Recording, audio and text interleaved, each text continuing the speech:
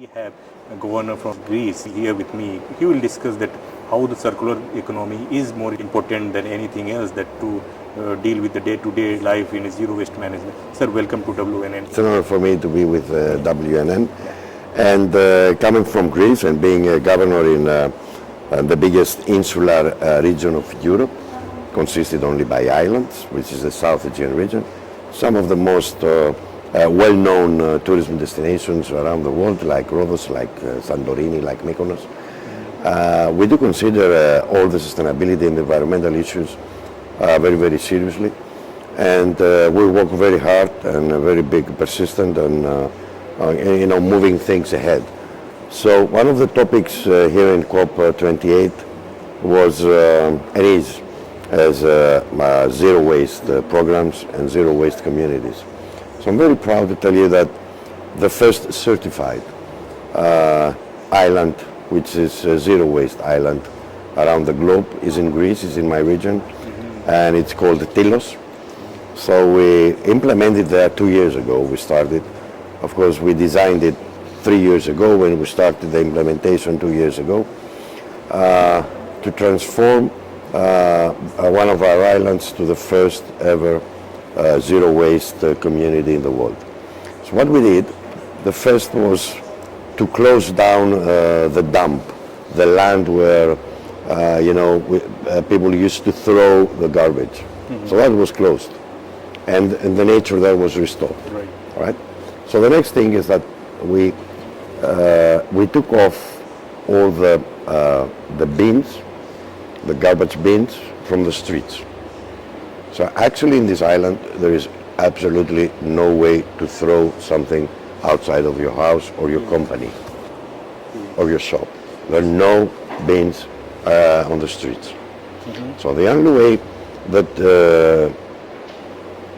you can send out your waste is by preparing the bags, three colors of bags, that somebody is coming to your door and receives the bags from your door, not outside, not even you have a shop, a restaurant, a factory, or a house.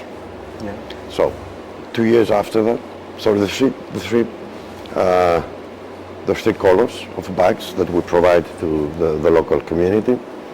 And 2 years after that, we're very proud that we've been certified as the first zero waste island in the world. And we achieved enormous numbers. It's 89% of recycling, and 11% of all the waste is transformed into compost. And we give it back to the local community, for their gardens and for their flowers and vegetables and everything. So we haven't buried in the land, not even in kilo, for 2 years now. And that's, I think, the best zero waste or circular economy, name it, example implemented. It's an exemplary effort from your side that the government and the people, they all together, they supported each other. But when you come to the developing countries or those who are underdeveloped countries, least developed countries or or some developing countries, the problem is something very, very deep. Even the behavioral issue is also the challenge. Another that infrastructure. As I said, I understand what you say, but as I said during the discussion in a panel I had the privilege to participate here at COP28, I think that the most difficult part in that is to persuade the community to participate. It's all a matter of behavior, of human behavior, and it's all a matter of the community participation, because you might have a huge investment, infrastructure, factories, trucks. If the community doesn't participate, all this means absolutely nothing. So that's the biggest challenge, and that's the biggest investment that you have to turn your attention at. And I also said that a very big percentage, a very big proportion of the whole investment has to be in education, has to be on training people and the local community to participate, because if they don't participate, if the community doesn't participate, you've done nothing. And you have to persuade them, you have to train them, you have to explain to them what are the benefits, what's going to happen in their lives. And you know what? There's also another thing, maybe another topic, maybe a bit more difficult to explain it, is what are the benefits to their children, to their future of their children and to the next generations. Because not everything is a matter of what's happening today, what's happening to us, and what's happening to our generation. The generations coming ahead after us. And we have a great responsibility to them. We have to deliver the same chance we had to earn a good life. Right. Or, if we haven't earned a life as good as we dreamed, to make sure that the next generations will have the chance to earn a life better than what we had. Right. So, either if you come from a country very developed, either you come from a country that is not as developed, it's the same obligation you have to the generations ahead. It's a matter of chance. You have to give them the chance. You have to give them the chance. And that's the only time that you become a responsible citizen. Yeah, as you told that it's never too late, that in your panel discussion also. It's not too late. Yeah, and you also... Because some people might say that from what we suffer now from the climate around the globe, it's too late for action. No, it's never too late. Yeah, and when we talk to... Because I was discussing with many people, those are policymakers from African countries. They were very apprehensive. They were just focusing on the financing part. So that is the thing that, because if infrastructure is not there, that is understandable that, and you need finance and all. After all, how it is important that, that you told education, health is another pillar that, When I say education, I mean training on the field. Yeah, capacity building. Yeah, training on the field, speaking to them. Yeah. And, getting inside the communities and listening to them, explaining your plan, because in my region, what are the islands? The islands, I have the privilege to have only islands in my region, all right? So the islands are small communities, small ecosystems, also very fragile ecosystems. So, but it's also easier, I would say, to call the whole community and speak to them about the plan. So I'm very proud to say that we have implemented some flagship programs for sustainability in Greece and in Europe. Well, Tilos is the name of the island that is certified to be the first zero waste island in the world. Chalki is the name of another island in my region, which is the first zero carbon footprint island. We implemented there another project called Greco Islands. And in Rhodes, which is one of the biggest tourism destinations in the Mediterranean and in Europe, we have just started to implement a 5-year plan. It's called the Rhodes Co-Lab, in order to transform Rhodes, which is a place that millions of tourists visit every year, to the first ever sustainable tourism destination in the world. That's a 5-year plan. So in all these projects, also in another island of my region, in Astypalia, we've implemented the first ever in Greece program called e-mobility on demand, which is only by electric cars and scooters. So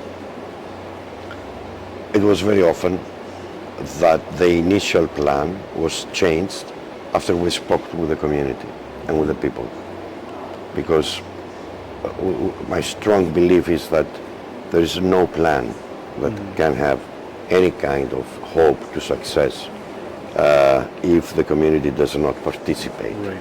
Right? If they don't understand it, and if they don't participate in it. So speaking to the people, sometimes we changed the plan. Being a zero waste island, something that it's a very proud moment. But actually on the ground, that when you went to this decision and to implement this, you have gone through several phases. The challenges of the community, challenges of the governance, challenges of the ecosystem. So these are all the things. Basis on that, can you suggest the developing countries, those who are listening, those who are understanding your point of view, what key points they should focus before making any policy? Well, I think that in the developing countries, somebody from the administration should explain to the local communities that this is a matter of survival. It's you do or die, because what's happening now around the globe is something that I believe everybody, citizens from all over the state, can understand. That the situation is getting harder and harder, more difficult, and the climate issues are I would say one of the top sources of agony. So you don't have to be well educated to understand that. That's something very easy to explain to somebody, and it's also even easier to explain that if things that don't change, there's no future. There's no future. So you don't have to be very well educated to understand that. And it's not a matter of income, all right? I think that you must always speak to the people in a very simple way, with simple meanings. You get back to the basics of life. And that's even more important in small communities. And in the developing countries, that could be, that's what I believe, that could be a very good, incentive and a very good drive for these people, to work together. So, if you design a plan that will serve this cause, and the benefits will be shared in the community, I think the community will participate. Exactly. And you will be surprised in how they will embrace it and how they will love it. So in this first island that we worked on, when we started 3 years ago, most of my friends from the capital of Greece told me, George, you don't have any chance to have any kind of success, because people don't change their habits. Right. All right? I said, we'll see. We'll speak to the people and we'll see. Well, if they don't participate, I won't even start it. So the community participated very, very well. Well, in the beginning it was difficult, again, for 6 months. But now, if you go to that island and you tell to anyone from the community that we will stop this program, they say, no, don't stop it. Now they love it. Yeah. Now they're the biggest fans and the biggest supporters, because they saw how good it is for their lives. Yeah. Because they understand all the benefits, and the benefits are shared in the community. So you go to a developing country, all right, and you give to these people one more cause to wake up in the morning and work together for a very noble cause, for a very good issue. And that it's very good for their lives and for the lives of their children. How much you're hopeful from this COP28 outcome? Well, I'm not very hopeful. Yeah? I'm not very What's the hopeful. reason? Why? Because I see that there is a lot of attention from around the globe, but I have to see the big powers, the very, very big industrial countries participating. Right? You don't find that they're participating? No. I'm not sure that the very big countries that they drive the global economy, they participate. I don't want to name the countries, but you understand. I'm sure you understand what countries I mean. Thank you so much for Thank you so much. It was an honor for me.